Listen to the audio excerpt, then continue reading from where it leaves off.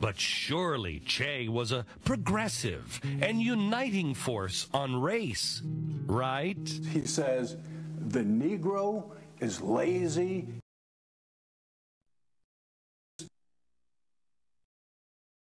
Musical such as rock music and jazz music because he thought it was imperialist. He was the Caribbean equivalent of the Taliban.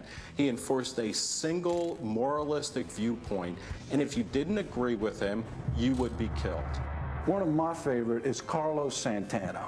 At the 2005 Oscars, naturally, the Motorcycle Diaries won an Oscar, and Carlos Santana went there to play the theme song for it. Well, he was wearing a Che Guevara t-shirt. Carlos Santana was showing off the emblem of a regime that made it a criminal offense to listen to Carlos Santana music. But surely Che was a progressive and uniting force on race, right? He says, the Negro is lazy and indolent and spends all of his money on frivolities and booze, whereas the European is intelligent and forward-looking. This is from his own diaries, yet we've got Jesse Jackson down there.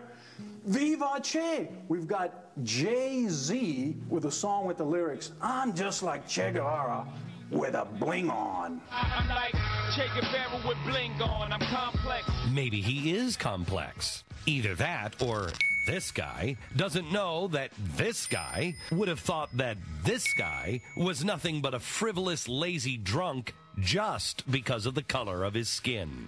So what's wrong with wearing the t-shirt of a warmongering, bloodthirsty racist? Well, what if he was also a terrorist, too?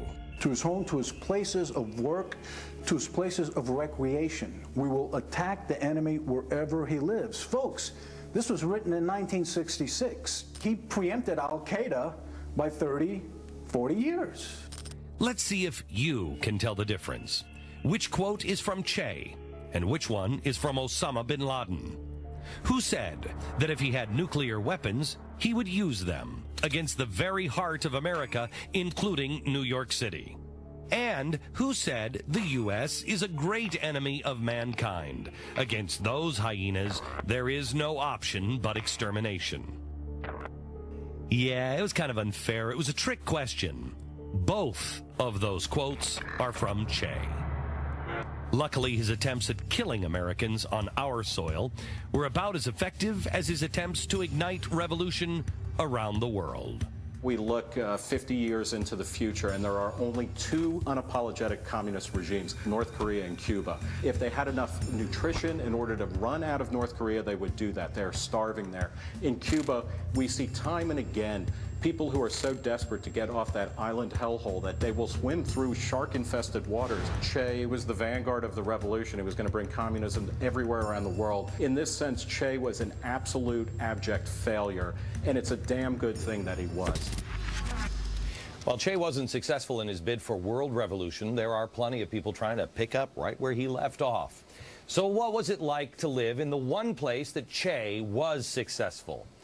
Find out next.